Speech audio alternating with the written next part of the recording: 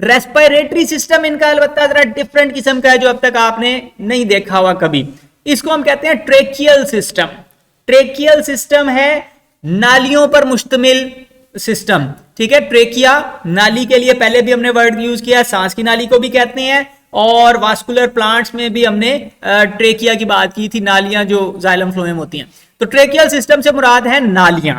ये actually body के अंदर फैली हुई ट्यूब्स हैं जो बॉडी के हर टिश्यू तक ऑक्सीजन पहुंचाने के लिए जिम्मेदार हैं, ठीक है। यानी कि उन्होंने क्या किया, इन्होंने पाइप लेके बॉडी के हर टिश्यू के साथ कनेक्ट कर दिया। तो डायरेक्टली बाहर से हवा आती है, उस नाली के जरिए से टांगों के मसल को भी जा रही है, सर के हिस्सों को भी जा रही है, दुम को भी जा रही है। तो सारे हिस्सों को डायरेक्टली नालियां हवा पहुंचा रही हैं, ठीक है। तो इन नालियों को, ये नालियां बाहर से, यहां पे आपको दिखाया हुआ है कि ये वो एक नाली है, आगे से ब्रांचेस में बढ़ रही है, वो ब्रांचेस आगे चल के मसल्स को ऑक्सीजन सप्लाई कर रही हैं। अब ये बाहर से हवा के साथ कनेक्टेड है, तो ये जो बाहर सुराख है, इस सुराख को हम स्पाइरिकल कहते हैं, ठीक है। तो स्पाइरिकल्स के जरिए से हवा अंदर आती है, इन ब्रांचेस में जाती है, और ब्रांचेस आगे से हर टिश्यू तक ऑक्सीजन सप्लाई कर देती हैं, वहां से कार्बन डाइऑक्साइड लेकर बाहर आ जाती हैं। आपने मक्खी बैठी हुई देखी होगी, तो वो अपने दुम को यूं यूं पंप कर रही होती है, तो एक्चुअली इन सुराखों में हवा अंदर भरना बाहर खींचना, अंदर भरना बाहर खींचना, उसके लिए वो पंप लगा हुआ है उसकी दुम में, ठीक है। तो इंसेक्ट्स के अंदर ये सिस्टम पाया जाता है। इंसेक्ट्स वो वाले ऑर्गेनिजम्स हैं जिनकी 6 टांगे हैं और वो उड़ सकते हैं। अलबत्ता एक्वाटिक स्पीशीज भी तो इस ग्रुप में आती हैं, ऐसी स्पीशीज जो पानी के अंदर रहती हैं। तो पानी के अंदर फिर वो पानी अंदर भरने का सिस्टम तो नहीं है, तो उनके पास सांस लेने के लिए गिल्स होते हैं, ठीक है। मिसाल के तौर पे आपने केकड़े देखे हुए हैं, तो केकड़े गलफड़ों के जरिए से सांस लेते हैं। इसी तरह स्कॉर्पियंस और स्पाइडर्स हैं, वो भी इसी ग्रुप में आती हैं। तो स्कॉर्पियंस और स्पाइडर्स के पास सांस लेने के लिए बुक लंग्स होते हैं। बुक लंग्स होते हैं, ये यहाँ पे आपको दिखाया हुआ है, ये यहाँ पे जो स्ट्रक्चर ब्लू से कलर का है, तो ये इस तरह का स्ट्रक्चर है जिस तरह आपके किताब के अंदर कागज की परतें होती हैं, इस तरह इसके अंदर पर्दे बने हुए होते हैं। वो पर्दे हवा से ऑक्सीजन एब्जॉर्ब कर सकते हैं और फिर पूरी बॉडी में उसको सप्लाई कर दिया जाता है हीमोलिम्फ के जरिए से। एक्सक्रीटरी सिस्टम माल्पीगियन ट्यूब्यूल्स पर मुश्तमिल है। अब ये एक नया नाम है, माल्पीगियन बंदे के नाम पे नाम रखा हुआ है। तो माल्पीगियन ट्यूब्यूल्स हैं जो डाइजेस्टिव सिस्टम के साथ जुड़ी हुई हैं। अब ये उसकी आंत चल रही है, ठीक है, और आंत जा रही है, ये एनस तक जा रही है। अब दरमियान में आंत के इर्द गिर्द ये ब्रांचेस हैं, नालियां हैं, जो क्या करती हैं, ये यहाँ पर हीमोलिम्फ के अंदर पड़ी हुई हैं।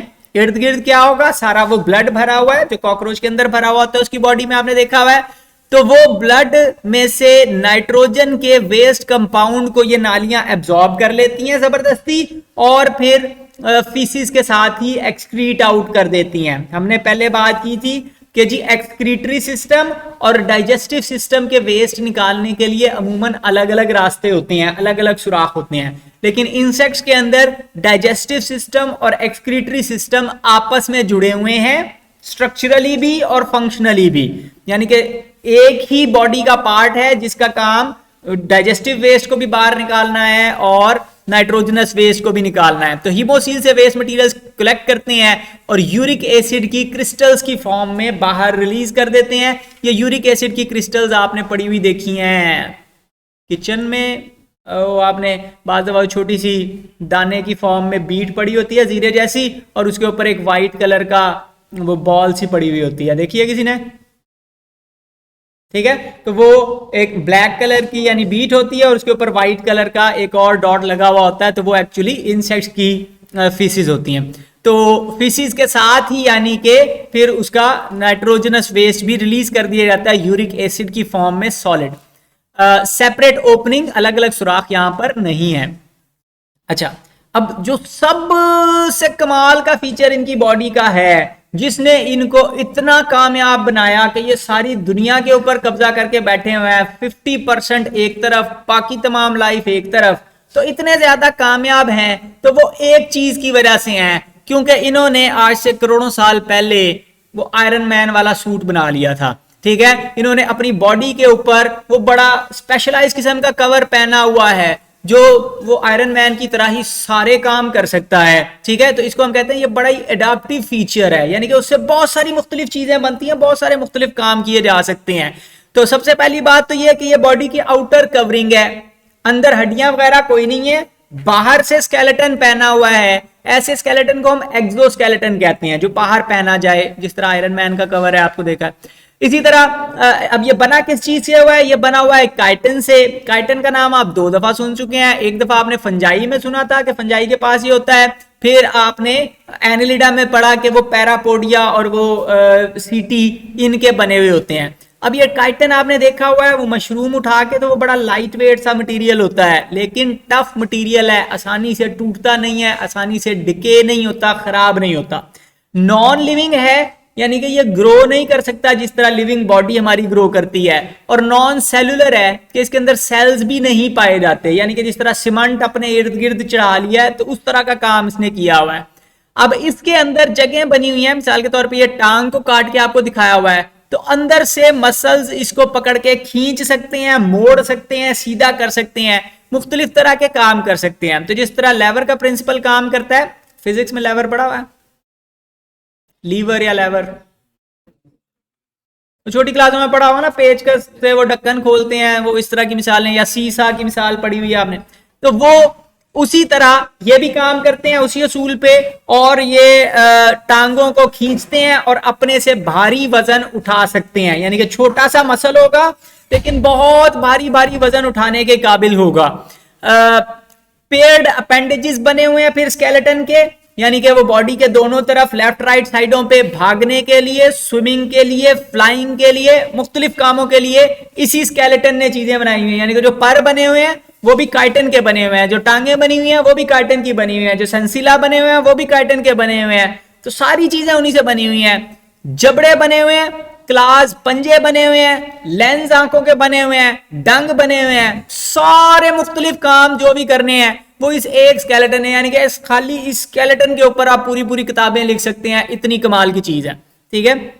लेकिन फिर उसका नुकसान भी होता है। उसका नुकसान ये होता है कि अगर आप एक छोटे से इंसेक्ट हैं और आपने अपने इर्द गिर्द सीमेंट का हॉल बना लिया, काइटिन का हॉल बना लिया, अब आप ग्रो करना चाहते हैं, तो जब आप ग्रो करना चाहेंगे तो बाहर तो हॉल चढ़ा हुआ है, आप किधर ग्रो करेंगे, जगह ही नहीं है, बाहर हार्ड स्ट्रक्चर आपने बना लिया, तो अब यह मसला बन जाता है। तो जिस तरह आप वक्तन फवक्तन अपने पुराने शूज, पुराने कपड़े, जब आप ग्रो कर रहे थे तो साल बाद, 6 महीने बाद आपको शूज चेंज करने की जरूरत पड़ जाती थी, कपड़े चेंज करने की जरूरत पड़ जाती थी, तो इसी तरह इनको अपना स्केलेटन उतारना पड़ जाता है हर थोड़े दिनों के बाद। जब वो ग्रो करना होता है इंसेक्ट ने, तो पुराना स्केलेटन उतारना पड़ता है।